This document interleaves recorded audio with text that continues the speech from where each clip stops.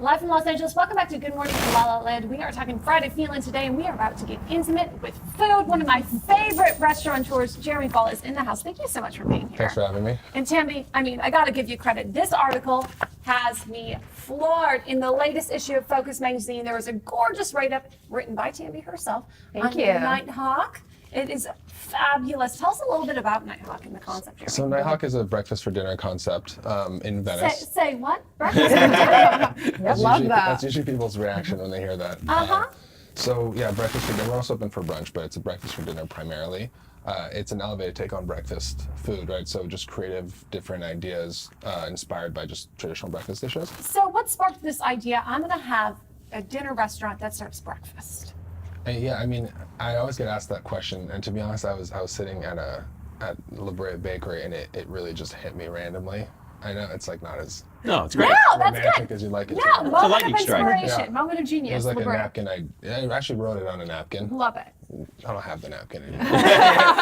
Don't need the napkin. There's something like you feel like you're on vacation when on a random, because I'm on a maybe once a year you go, let's make breakfast for dinner. Like it's such a cool idea, and so I've just that's so fun. You know, It's so much fun. it's so funny because so many of my LA nights, we go out, we stay out late, and then we go to Mel's Diner Right. and we eat breakfast. You get pancakes at 2 a.m., or eggs, Exactly. bacon, and toast. And it just, so for me, it was like, genius, hello, why didn't anybody else think of this sooner? Nothing's more rock and roll than breakfast at midnight. So true.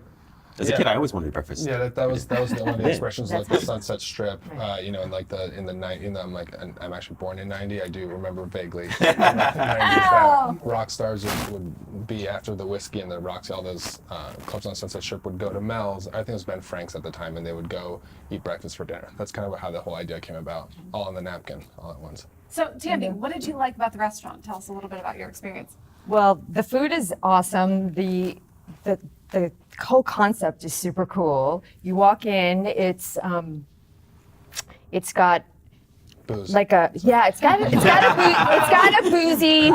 boozy vibe. By the way, as a side note, best wallpaper ever in the bathroom. It's got all these rock stars Eating breakfast. and drinking coffee. Super cool. Oh yeah, we're seeing some of the video now. There's a really great drink. He does this spiked cereal milk, where they soak like Cocoa Puffs with rum in milk for 24 hours and then drain out the cereal and then serve the milk in these killer glasses. I think you're going to see them now with straws. And there we go. Delicious, guys. Yeah. Yeah, super fun concept. Yeah, that's one of our signatures. Definitely that spiked cereal milk. Highly recommend Like it. cereal milk. That is. What was your favorite menu item? You know what? I really loved the sweet potato pancakes with the spiked syrup. For me, that was great. And the drunken French toast. Killer, I'm guys. noticing a theme here. Yeah. Little alcohol. Huh? It's a boozy breakfast. It's a boozy breakfast. But there's a lot of choices on the menu. So So just a question for you, because you're very young. You have multiple restaurants, correct? Like, tell us a little bit about the mindset that it took you to. I started very, very, very young. So it's Like 5 like years 12. old? Like, No, I started. My mom had a cafe growing up, so I worked as server at busboy and everything. I think I was around 11. I know there's like labor laws, but it was my mom. Yeah. So it's fine. So I started like that, and then when I was 16, I had this idea to do an all-age event, which was basically renting out a nightclub. It was the Avalon in Hollywood, and we'd take at the door, no booze or anything, of course, but it'd create a nightclub environment for kids that were 12 to 17. Which now sounds weird that I'm on this side of the hill. Back then it seemed normal. And then it ended up working out. The Avalon hired me, and then I worked in nightlife, bars, and came back to restaurants. Wow. What have you learned in the entire process? It's extremely hard. It's hard. It's exhausting. It's hard. If you're not passionate about it and see it as a job, you can't do it because you're working 120-hour weeks. It can't be a job. It has to be a passion. What's the hardest part? I don't even know where to start. Is it the people? Is it Yeah, I think raising? I think it's physically, emotionally, and just everything exhausting. And I think when you're at the end of the day, like when you spend so much time on something and you look back and you're like, I'm not out there curing cancer or anything. I'm making food.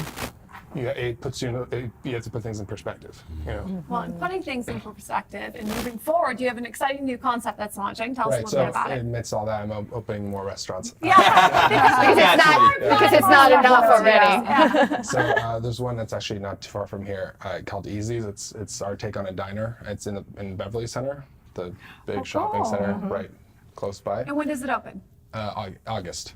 Woo! I live Yeah, a block in from there, so restaurant- I'm gonna be over there every single night. In the restaurant world, you don't say dates, you just say months, and sometimes years. Totally And get then- it. Sometime this summer, we'll Yeah. say. So So- where in the center? So right when you enter the mall, you know, the main La Cienega entrance, the first thing you see right when you're up the escalator is the restaurant. It's the first. It used to be a pet store in the 90s. When I grew up, I actually got a dog there as a kid. Yeah. Yeah. In full circle. How funny. So yeah, the Beverly Center's gone through a big remodel and all kinds of things. It's going becoming on a big over there. foodie destination. It is. There's a There's lot of great lot of places there, restaurants. yeah. And also Jeremy has restaurants in other states Yeah, I too. have Tell one us in that. Chicago, which is a spin-off of Nighthawk in Venice. Yeah. It's called Nighthawk AM. It's our fast casual version, so it's just grab and go. There's no alcohol in that one. It's just grab and go food. You know, lunch and dinner as well. And Late what night. would you say the culture of your community? Like the people that come to your restaurants, is there a culture? Yeah, I mean, you know, none of the food is pretentious. We use fresh ingredients. Our techniques are actually a lot more complex than you'd think for that kind of food, for comfort food. But I think it's people who appreciate the creativity and appreciate good food and something that's different without trying too hard, without trying to be over the top. We don't have smoke coming out of our food or nitrogen or anything. Yeah. It's really just, it is what it is, and it's meant to, you know, be comforting, right? That's what. And you also have the place in Silver Lake, Highland Park. Highland Park. Yeah, Tell us so about that. It's called Tinfoil. It's very cool. It's a liquor store, and it's actually there's a speakeasy deli in the back. So with a password, you go through an employees only door, and in the back there's a deli where we make all our sandwiches from scratch. We cure our own meats, and everything is made there. Oh, awesome. Right? That'll That's get me to the so east great. side. I'll go over Absolutely. to Highland Park. Yeah. Past La Cienega. Just for that. Tammy, I love your work and what you're doing. Tell us a little bit about your next episode of LA Chefs. Well, coming up, I just interviewed the Prince of Venice food truck. Yes, and this is the only food truck in Los Angeles that has a homemade pasta machine on board. Wow. And it's founded by a real prince. His father was the last king of Italy. So that's coming up for the next issue. Great story. He's actually a sportscaster, an entrepreneur, and he won the Italian version of Dancing with Stars. And he's got a restaurant opening also in Venice in the fall. Oh, So there'll be wow. more about that coming up. Restaurateurs are some of the most interesting people. Absolutely. Absolutely. Well, thank you so much. We're sitting next to one of them. Absolutely. And we're excited to go Congratulations get on all your your success. Yeah. Looking forward to Check out checking my it out. house. Stay tuned. We'll be back with more. Good morning, LaLa Land.